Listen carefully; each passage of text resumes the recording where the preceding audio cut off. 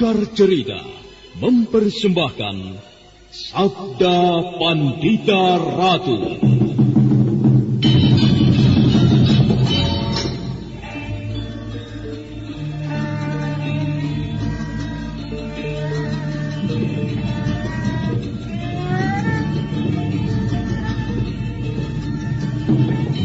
Kureguk anggur Mahadewa, kucicipi madu sabdanya. Bumi kuremas dalam genggamanku, matahari dan rembulan kutelan dalam perutku. Kendedes, sukmamu telah kuraih, nafasmu kusenggama di bulan merah. Kujelang cintamu, kuseret melanglang maya pada bak nirwana para dewa.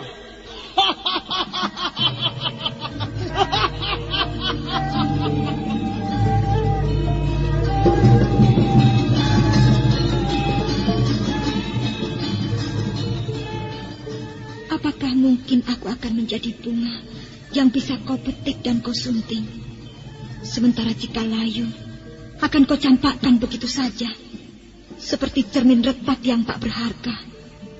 Sabda Pandita Ratu, sebuah kisah penuh dilema, tragedi cinta anak manusia, perebutan tahta, mabuk harta dan duniawi, serta silaunya kehormatan, di mana keangkara murkaan merajalela karena dendam yang membara. Kisah ini berlatar belakang berdirinya Singasari. Ken Arok, dialah pemuda yang merekuk pahit getirnya kehidupan. Namun sebenarnya, dialah yang harus melaksanakan sabda-sabdanya. Perjalanan sengsaranya adalah awal untuk meraih keberhasilan, untuk menuju kejayaannya di saat Singasari berdiri.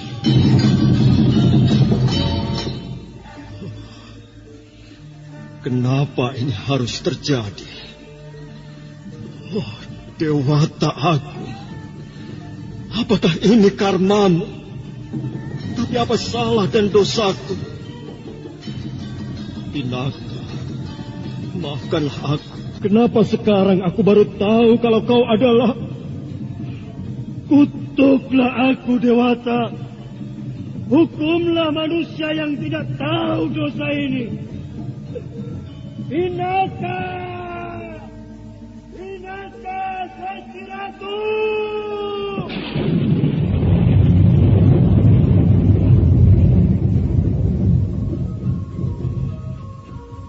Sabda Pandita Ratu, naskah ditulis oleh Pondra Swasti Langit, diolah oleh Agus Nur Ismail, didukung oleh artis-artis terkemuka, Ferry Fadli, Eli Ermawati, M. Abud, Ivona Rose, dan lain-lain.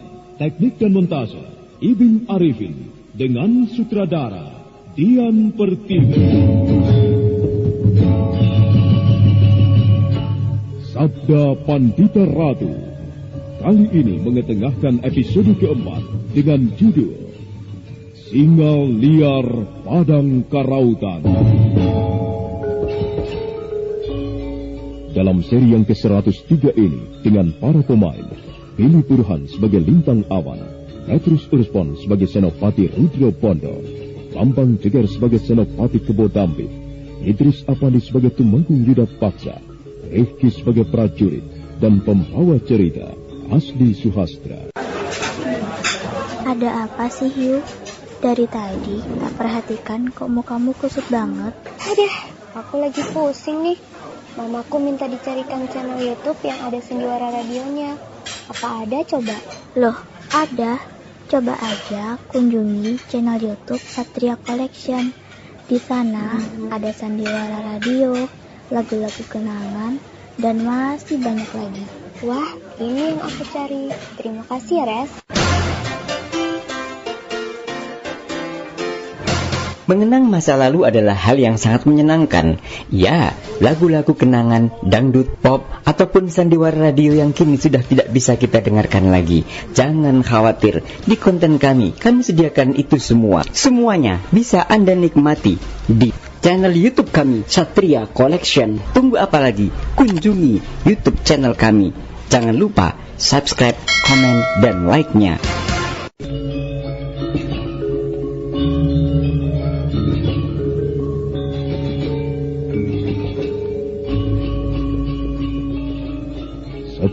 Senopati yang mempunyai nama sandi Lintang Pancar Sore itu duduk di atas sebongkah batu. Kemudian Lintang Awan segera menghampirinya. Dan dia pun duduk tak jauh dari situ. Malam masih mengambang di permukaan langit. Serangga-serangga malam tak henti-hentinya bernyanyi. Sesaat lamanya keduanya terdiam. Namun setelah itu...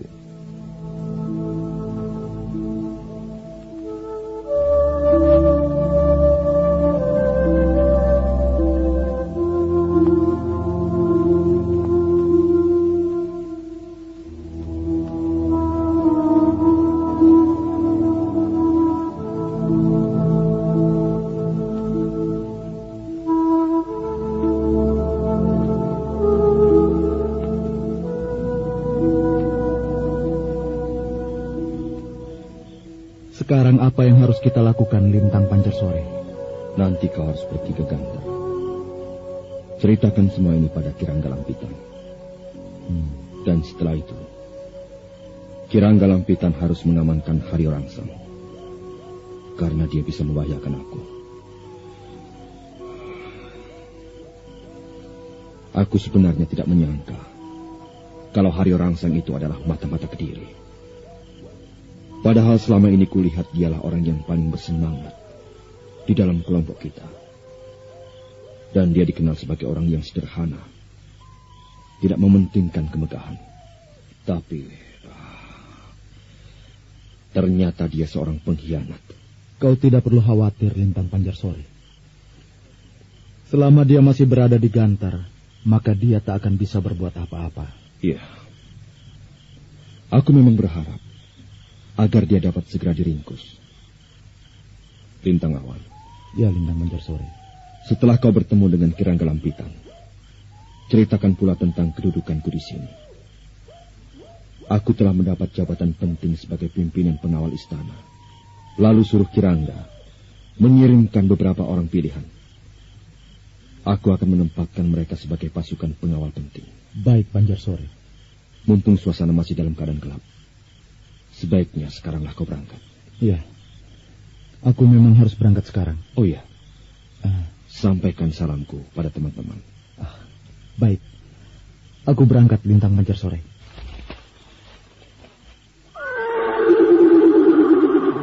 Ya, ya, ya.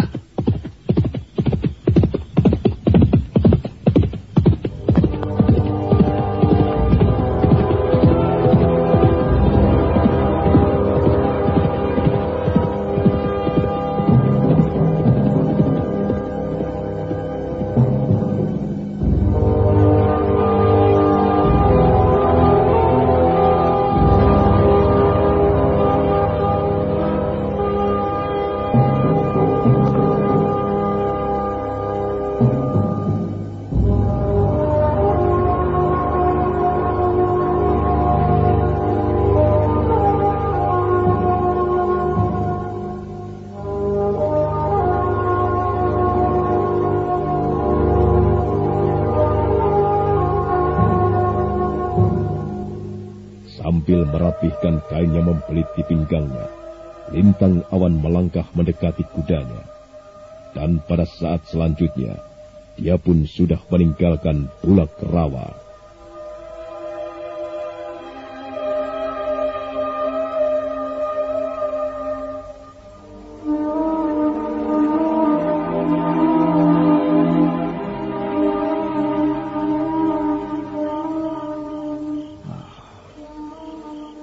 Mudah-mudahan saja Lintang Awan tidak mengalami kesulitan dalam perjalanannya. Berita mengenai Haryo Rangsang memang harus segera sampai. Dengan begitu, akan lebih cepat membekuknya. Terlik Sani penari topeng. Untung saja kau cepat diselesaikan. Kalau tidak, kau pun akan sama bahayanya seperti Haryo Rangsang. Kalau begitu, lebih baik sekarang juga aku tinggalkan tempat ini sebelum segalanya berubah. Besok pasti akan terjadi kegemparan atas tewasnya Telik Sandi ini. Ayo Hitam, kita tinggalkan tempat ini. Suasana di sini sudah terasa tidak enak sekali. Ya.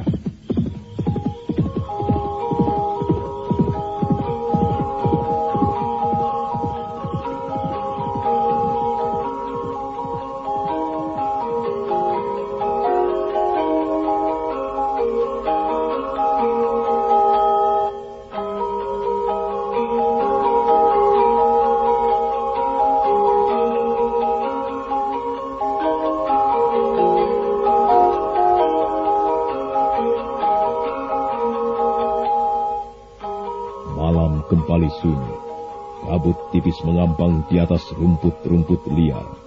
Semua berlalu seakan-akan tidak terasa, sampai akhirnya matahari muncul di langit timur, mengintip dari celah-celah bukit yang berjajar.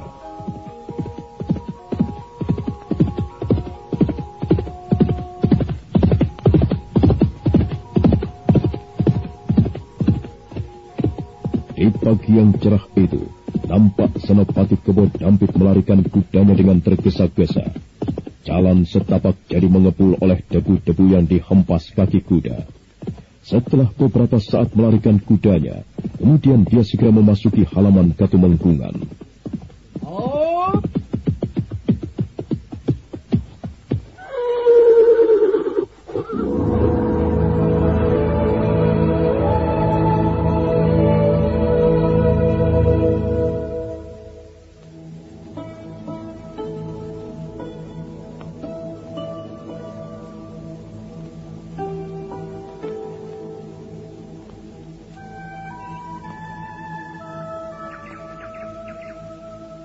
Prajurit, apakah Gusti Tumenggung ada di tempatnya?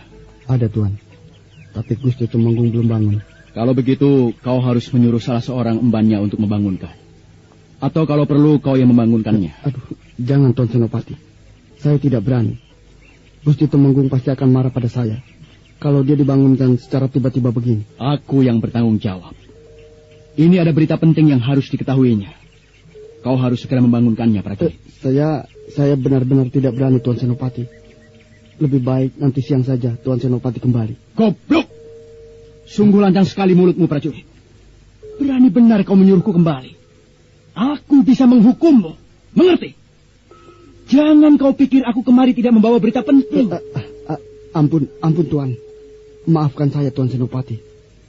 Saya tidak bermaksud menantang atau berbuat lancang pada Tuan Senopati. Saya benar-benar tidak berani membangunkan Gusti Tumenggung, Tuan. Goblok!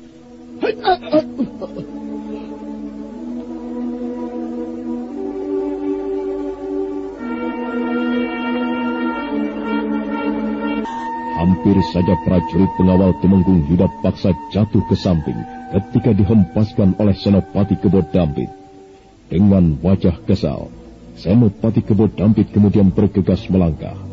Tapi ketika dia baru saja menaiki anak tangga halaman teras, Tumenggung Yuda Paksa muncul dari balik pintu. Ada apa pagi-pagi begini kau sudah datang, Senopati? Ampun, Gusti. Saya membawa berita penting yang harus Gusti ketahui. Berita penting? Benar, Gusti. Kalau begitu kita bicara di ruangan pendopo. Ayo. Baik, Gusti.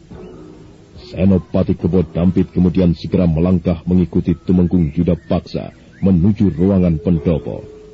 Kening Tumenggung Yuda Paksa berkerut sebelum dia duduk. Dan selanjutnya... Nah, katakanlah Senopati. Ada berita penting apa yang ingin kau sampaikan? Baik, Gusti. Semalam beberapa orang prajurit ronda telah menemukan seorang mayat yang tergeletak di Jalan Bulak Rawa. Dan mayat itu ternyata mayat seorang telik sandi kita. Apa? Mayat telik sandi? Telik sandi yang mana? Telik sandi yang mempunyai nama penari topeng. Dialah yang terbunuh itu, Gusti.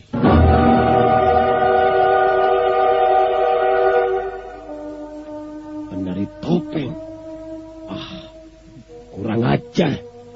Siapa orang yang telah membunuhnya? Baik. Telik sandi. Pemain topeng adalah Telik Sandi satu-satunya yang menerima kabar dari Ganter. Saya sedikit mempunyai dugaan, Gusti. Menurut firasat saya yang membunuh penari topeng adalah Telik Sandi Lintang Panjersori. Lintang Panjar Sore. Hah? Lintang Panjar Sore, keparat. Lagi-lagi manusia itu yang membuat masalah. Aku jadi dendam terhadapnya. Manusia itu memang harus segera ditangkap dan dipenggal kepalanya. Senopati Kebo Dampit, sekarang menurut pendapatmu bagaimana? Siapakah orang yang kau curigai di antara kita ini?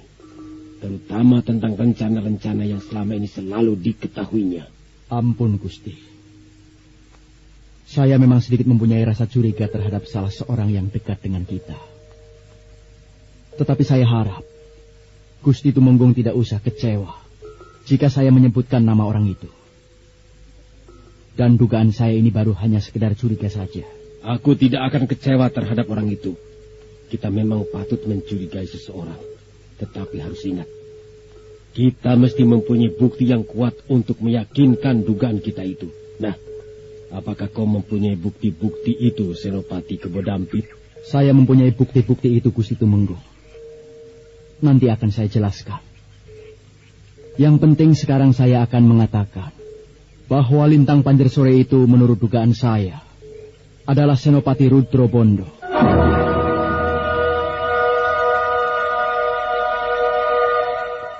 Senopati Rudro Bondo? Apakah kau tidak salah bicara, Senopati Kebo Dampit? Aku tidak yakin kalau Lintang Panjar Sore itu adalah dia. Bagaimana mungkin waktu itu dia menyelamatkan Murti Pandawa, sementara dia sedang di istana? Barangkali Lintang Panjar Sore memang bukan Senopati Rudro Bondo. Tetapi tidak menutup kemungkinan bahwa Senopati Rudro Bondo adalah jaring-jaringnya.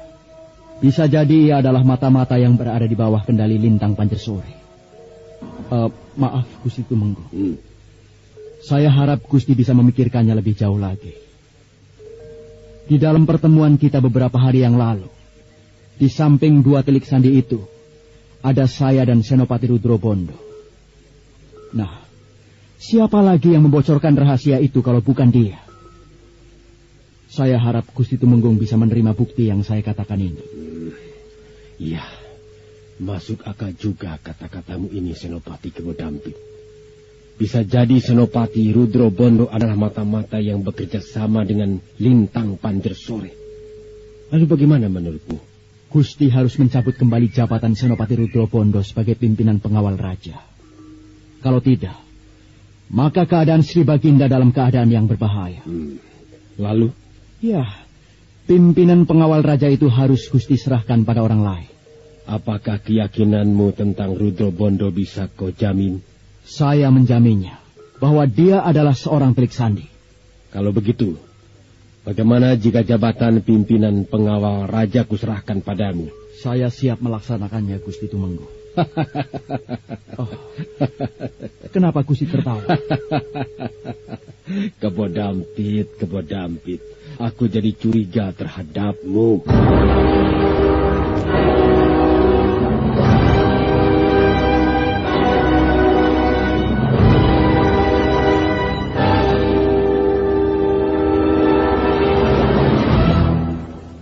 Wajah Senopati Kebo Dampit tiba-tiba saja menjadi merah ketika dia dicurigai oleh Tumenggung Yuda Paksa. Dengan dada berdebar, Senopati Kebo Dampit mencoba menyembunyikan keresahan hatinya.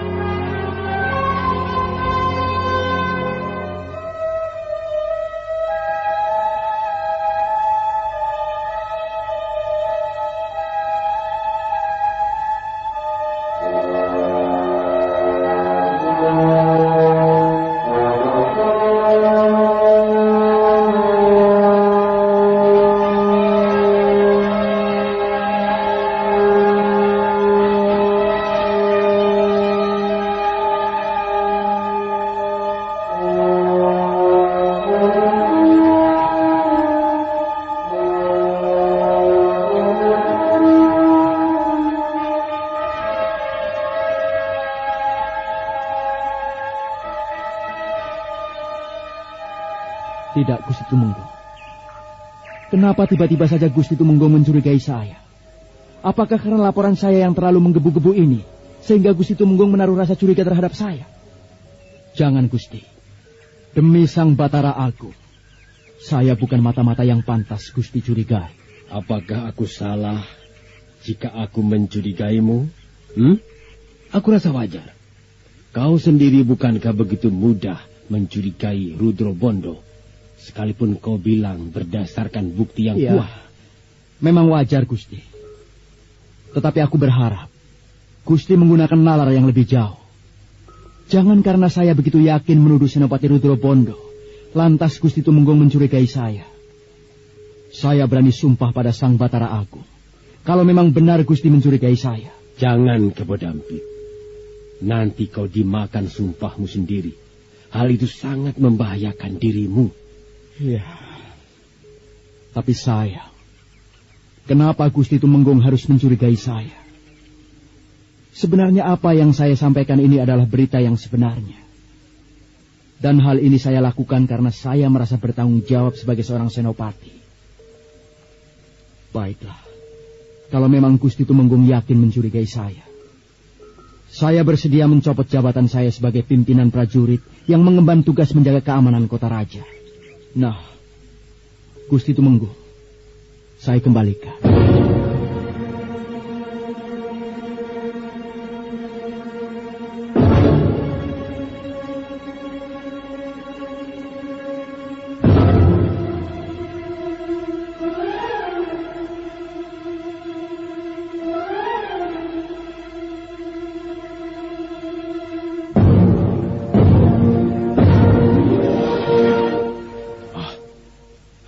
Bersungguh-sungguh? Iya. Saya bersungguh-sungguh, Gusti Tumenggung. Apakah kau tidak menyesal dengan apa yang kau lakukan ini? Tidak, Gusti. Saya tidak pernah merasa menyesal. Jika yang saya lakukan ini adalah benar. Lebih baik saya mencopot semua jabatan saya daripada harus menjadi orang yang dicurigai. Iya. Aku percaya padamu. Aku sebenarnya hanya sekedar menguji sampai sejauh mana kebenaranmu bahwa kau bukan seorang telik sandi. Sandanglah kembali jabatanmu itu, Senopati. Nah, jika kau memang menaruh curiga terhadap Senopati Rudro Bondo, selidikilah lebih jauh lagi. Cari bukti-bukti yang lebih kuat. Kalau memang jelas dia bersalah, maka aku pun tidak akan segan-segan untuk menggantungnya dengan tanganku sendiri. Baik, Gusti. Saya akan membuktikan bahwa Senopati Rudro Bondo benar-benar bersalah. Saya akan terus menyelidikinya mulai sekarang. Gusti, kalau begitu sekarang saya mohon diri. Ya, baiklah. Terima kasih atas keterangan-keteranganmu ini, Senopati. Iya, Gusti.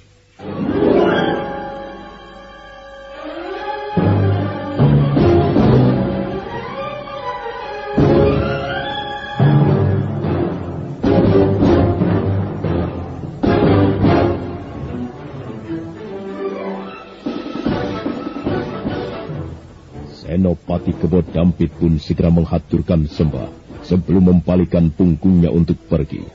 Dan setelah itu, dia pun segera memacu kudanya meninggalkan Katumenggungan.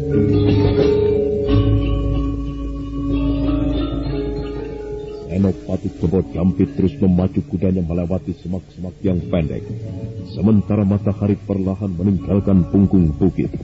Udara masih terasa sejuk, daun-daun bergoyang dihempas angin yang berlari. Setelah melewati semak-semak yang pendek, Senopati Kebo Dampit kemudian melanjutkan langkah kudanya menelusuri jalan setapak.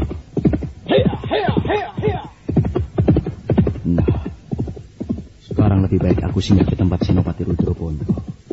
Ya, sekaligus aku mau menyelidiki lebih dalam lagi. Aku yakin benar bahwa Rudro Bondo adalah mata-mata dari Ganter.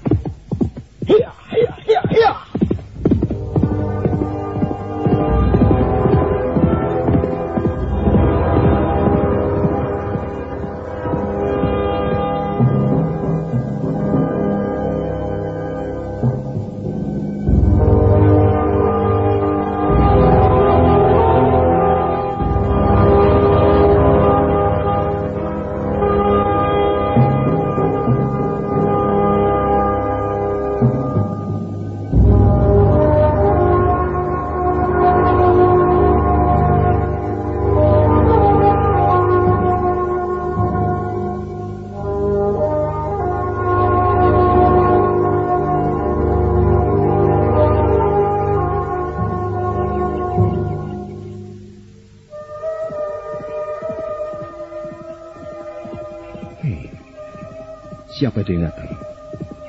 Sepertinya prajurit Kediri. Mau apa dia kemari? Oh.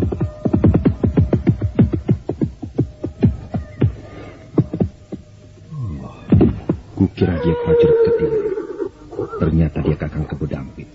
Adi Rudro Bondo. Kupikir kau tidak ada di rumah. Oh. Kakang Kebo Dampit. Tidak biasanya Kakang datang siang-siang ke tempatku. Ada apa? Tidak ada apa-apa. Aku hanya sekedar singgah saja. Oh. Kupikir ada apa. Ayo Kakang, silakan. Kebetulan sekali aku sendirian di rumah. Iya.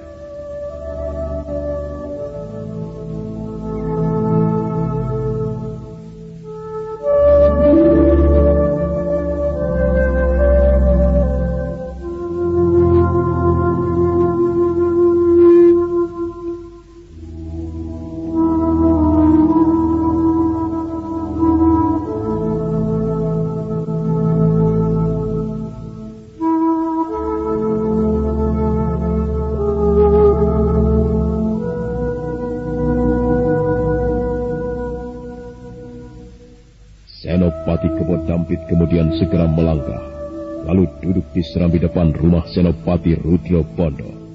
Keduanya sekarang mulai terlibat dalam pembicaraan.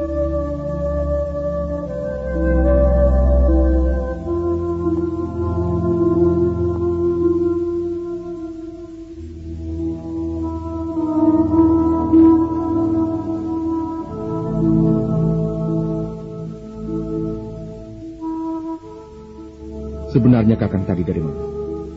Aku baru saja dari Katumenggungan, di Kota Raja. Katumenggungan? Katumenggungan siapa, Kakang? Katumenggungan Gusti Yuda Paksa. Aku baru saja bicara banyak tentang para telik sandi musuh yang mulai menyusup ke Kediri. Terutama tentang telik sandi Lintang Panjersore. Lalu bagaimana tanggapan Gusti Tumenggung sendiri? Gusti Tumenggung tidak banyak komentar. Kecuali hanya memerintahkan aku untuk menangkap orang itu. Dan tadi pagi beberapa prajuritku menemukan mayat di Bulak Rawa. Siapa orang yang tewas itu, Kakang? Telik sandi penari topeng. Telik sandi penari topeng? Iya. Oh, apakah pembunuhnya sudah tertangkap? Belum. Justru itu aku datang kemari ingin menanyakan hal itu padamu. Maksud Kakang? Kau jangan berpura-pura bodoh, Rudro Bondo. Aku sudah bisa membaca gelagatmu. Nah, berterus teranglah. Siapa Lintang Panjersore itu?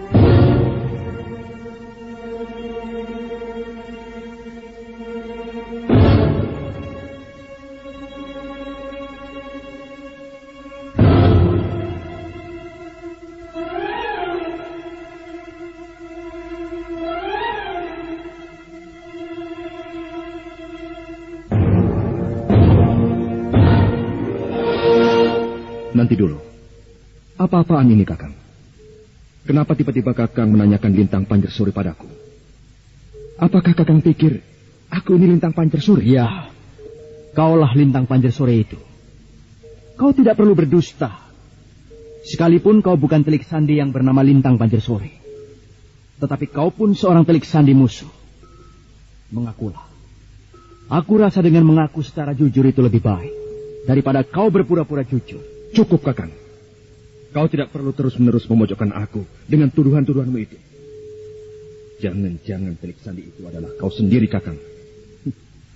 Karena menurutku, jika seseorang mempunyai salah dan hampir ketahuan, orang itu pasti akan memojokkan orang lain, agar segala kebusukannya tetap tersembunyi. Masih saja kau mengingkari, Rudro Bondo. Senopati Kebo Dampit benar-benar geram. Sambil berdiri dan mundur beberapa tindak, ditatapnya wajah Senopati Rudro Bondo dengan posisi menantang. Kakang tidak bisa sembarangan menuduh terhadapku. Mana buktinya jika Kakang menuduhku Lintar Panjersore? Bukankah Kakang tahu ketika peristiwa penculikan Tumenggung Murti Wandawa, aku berada di istana membantu mengepung orang itu. Tapi kau sendiri, waktu itu sebenarnya berada di mana? Aku juga berada di istana. Tempat kita memang berbeda waktu itu. Jangan kau pikir aku tidak ikut mengepung Tumenggung Murti Wandawa. Kalau memang demikian, apalagi yang dipersoalkan? Jangan pikir kau tidak mempunyai persoalan. Bicaramu membolak-balikan masalah yang sebenarnya. Itu berarti bahwa kau memang musuh dalam selimut. hanya dihadiri oleh 2 orang, yaitu aku dan kau. Dan pembicaraan itu mengenai masalah penangkapan Murti Wandawa. Nah, kalau kupikirkan secara jelas, siapa lagi yang membocorkan rahasia ini kalau bukan kau? Begitu juga mengenai kematian Telik Sandi penari topeng. Apakah ini bukan suatu bukti atau alasan yang kuat? Dasar pemikiranmu tidak luas, Kakang. Kenapa Kakang tidak mencurigai salah satu Telik Sandi yang saat itu hadir bersama kita? Atau kenapa Kakang tidak mencurigai salah seorang prajurit yang ikut bersama Tumenggung Yuda Paksa? Ini pun harus Kakang pikirkan. Aku bukan mau membela diri atas tuduhan Kakang. Aku hanya memberikan gambaran lain tentang kecurigaan Kakang. Kita sama-sama seorang senopati yang tidak saling mengetahui latar belakang kita masing-masing. Di mata Kakang, aku memang pantas Kakang curigai. Tetapi di mata Gusti Tumenggung Yuda Paksa, aku rasa bukan hanya aku yang dicurigai, tetapi juga Kakang. Nah, jadi apa gunanya kita saling mencurigai dan saling berselisih paham? Cukup. Jangan kau lanjutkan kata-katamu, Senopati Rudrobondo. Kau memang pintar membalik-balikan kata-kata. Baik, mungkin aku tidak akan menang berperang mulut denganmu. Tetapi jangan berharap kau akan luput dari pengamatanku. Suatu saat pasti akan ketahuan belangku. Dan jika itu sudah jelas di mataku, maka jangan harap kau akan luput dari tanganku. Begitu juga denganmu, Kakang. Kedokmu pasti akan terbongkar. Dan akulah yang akan menelanjangi. Baik. Kita lihat saja nanti buktinya. Dengan hati panas, Senopati Kebo Dampit kemudian meninggalkan rumah Senopati Rudrobondo. Dan setelah itu, dia segera melarikan kudanya meninggalkan halaman itu.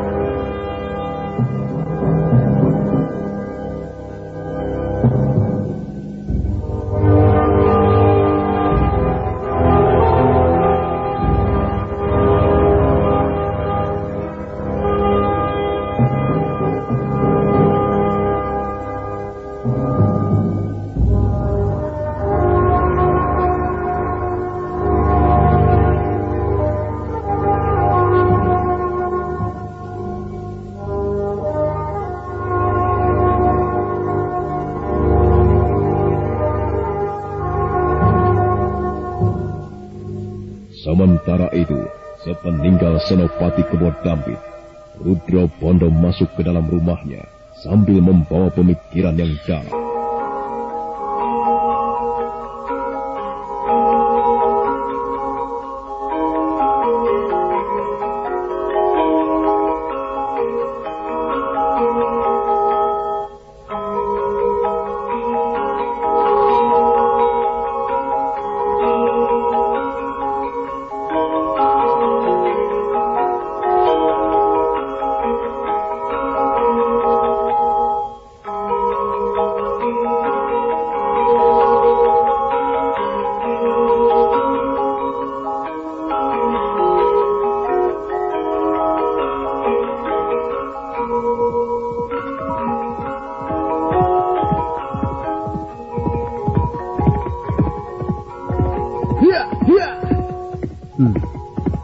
Aku sudah memasuki perbatasan desa Gantar. Ya, aku sedikit bersyukur karena perjalananku tidak mengalami hambatan. Ya.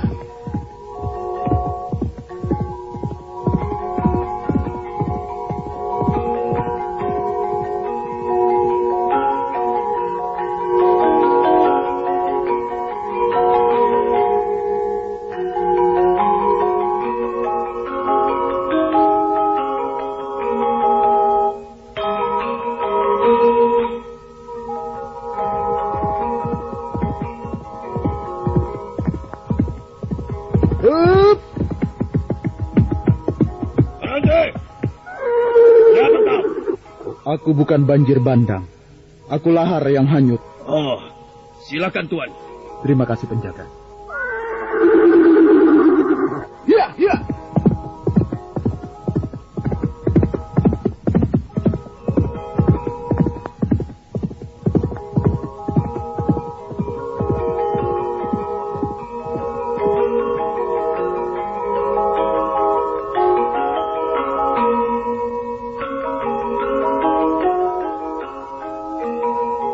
Setelah mengucapkan kata-kata sandi, Lintang Awan kembali melanjutkan langkah kudanya. Sekarang dia mulai memasuki perkampungan Ganter. Suasana siang itu kelihatan tenang. Beberapa orang berkeliaran di tempat itu sambil menyandang pedang. Lintang Awan terus menghentakkan kudanya, sampai akhirnya dia berhenti di sebuah pondok yang nampak agak besar.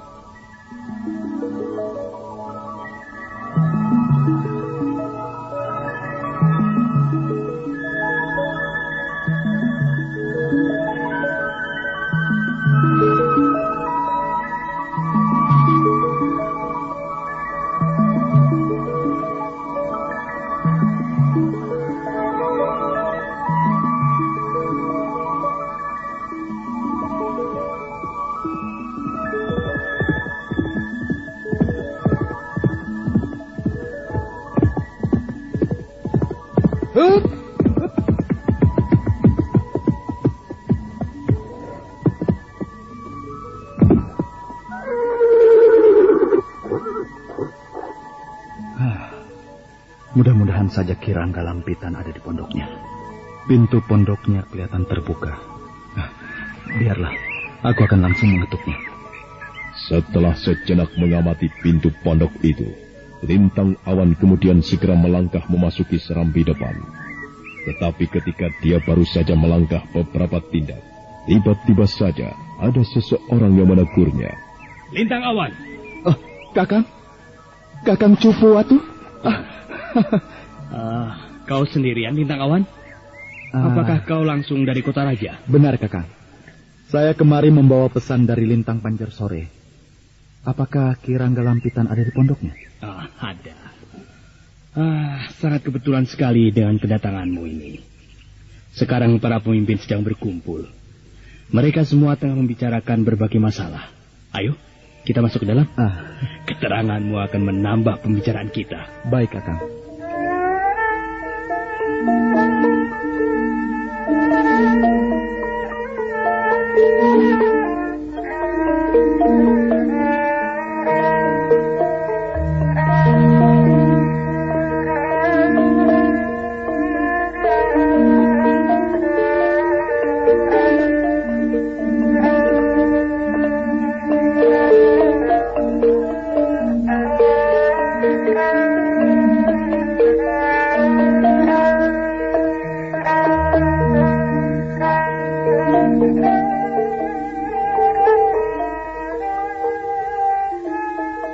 Memang benar, suasana di dalam pondok nampak ada rapat kecil yang sedang dilakukan para pemimpin di desa Ganter. Suasana riuh jadi terhenti sejenak oleh hadirnya Lintang Awan. Selamat siang, Paman. Saya menghadap. Selamat siang, Lintang Awan. Ayo, silakan duduk. Terima kasih, Paman. Ada berita apa yang akan kau sampaikan padaku? Saya membawa berita yang cukup penting dari Lintang Panjar Sore. Dan berita ini memang harus segera diketahui oleh paman-paman semua. Terutama Paman Rangga Lampitan. Lintang Awan tidak melanjutkan kata-katanya sejenak. Sebentar ia menyapu pandangannya ke arah para pemimpin yang ada di situ. Kemudian pandangannya berhenti pada Haryo Rangsang. Dada Lintang Awan pun berdesir ketika beradu pandang dengan Haryo Rangsang. Kedudukan Lintang Panjar Sore pada saat ini sedang dalam bahaya, Paman. Apakah kehadirannya sebagai mata-mata dari Ganter sudah diketahui oleh orang-orang Istana Kediri? Untuk saat ini memang belum diketahui. Tetapi salah seorang telik sandi dari sana telah menyusup kemari, Paman. Dan inilah bahayanya, Paman. Orang itu bisa jadi akan melaporkan peristiwa ini pada Tumenggung Yudapaksa. Kurang ajar. Rupanya diam-diam di Ganter ini ada seorang telik sandi yang menyelusup. Lintang Awan. Ya, Paman. Apakah Lintang Panjar Sore mengatakan siapa telik sandi yang telah menyelusup kemari itu? Iya, Paman. Lintang Panjar Sore memang sudah mengatakannya padaku, Paman. Dan saya sudah tahu orangnya. Di antara paman-paman yang hadir di sini, salah seorang adalah telik sandi itu. Apakah kau tidak salah lihat? Atau salah menerka, Lintang Awan? Tidak, Paman. Saya cukup kenal siapa orang itu. Ki Rangga Lampitan segera menarik napas panjang mendengar jawaban Lintang Pancar Sore. Kemudian dia segera melemparkan pandangannya pada orang-orang yang hadir di ruangan itu. Ada apa sih, Hiu? Dari tadi tak perhatikan kok mukamu kusut banget. Aduh, aku lagi pusing nih. Mamaku minta dicarikan channel YouTube yang ada sendiwara radionya. Apa ada coba? Loh, ada. Coba aja kunjungi channel YouTube Satria Collection. Di sana ada sandiwara radio, lagu-lagu kenangan, dan masih banyak lagi. Wah, ini yang aku cari. Terima kasih ya, Res. Mengenang masa lalu adalah hal yang sangat menyenangkan. Ya, lagu-lagu kenangan, dangdut, pop, ataupun sandiwara radio yang kini sudah tidak bisa kita dengarkan lagi. Jangan khawatir, di konten kami sediakan itu semua. Semuanya bisa Anda nikmati di channel YouTube kami, Satria Collection. Tunggu apa lagi? Kunjungi YouTube channel kami. Jangan lupa subscribe, komen, dan like-nya. Suasana jadi hening. Kemudian Ki Rangga Lampitan pun segera menoleh lagi pada Lintang Awan. Aku benar-benar kecewa mendengar hal ini. Ya, sebenarnya aku sudah menduga bahwa di antara kita memang ada seorang telik sandi. Dan aku sangat bersyukur sekali bahwa orang itu sebentar lagi akan terungkap. Baik, sebelum Lintang Awan menunjuk langsung siapa orang itu, sebaiknya kalian mengaku saja. Dengan begitu, aku akan memaafkannya. Ya, sekalipun orang itu harus masuk ke penjara. Nah, sekarang mengakulah.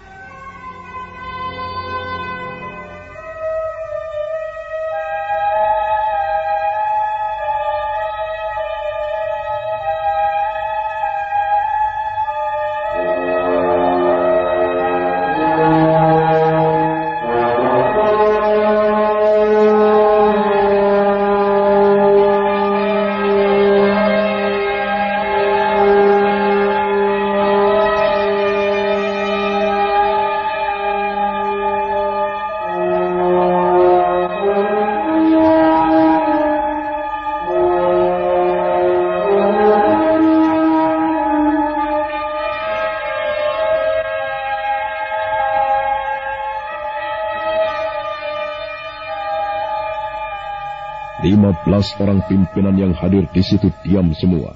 Tak ada salah satu pun di antara mereka yang mau mengaku sebagai telik sandi. Perlahan Ki Rangga Lampitan menarik napas, kemudian segera menoleh ke arah Lintang Awan.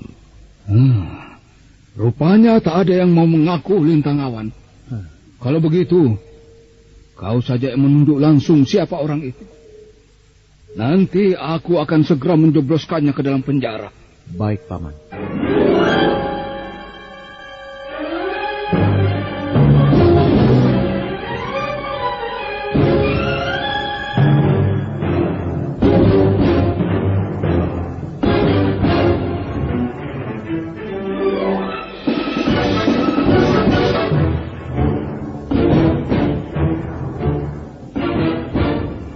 Lintang Awan kemudian kembali menatap satu persatu wajah para pemimpin ganter itu. Perlahan dia menarik napas panjang sebelum mulai bicara. Suasana benar-benar menjadi hening siang itu. Nah, apakah yang akan terjadi di ruangan pertemuan Ki Rangga Lampitan itu? Saudara pendengar, untuk mengetahui jawabannya, nantikanlah kelanjutan kisah ini dalam seri berikutnya. Sampai jumpa.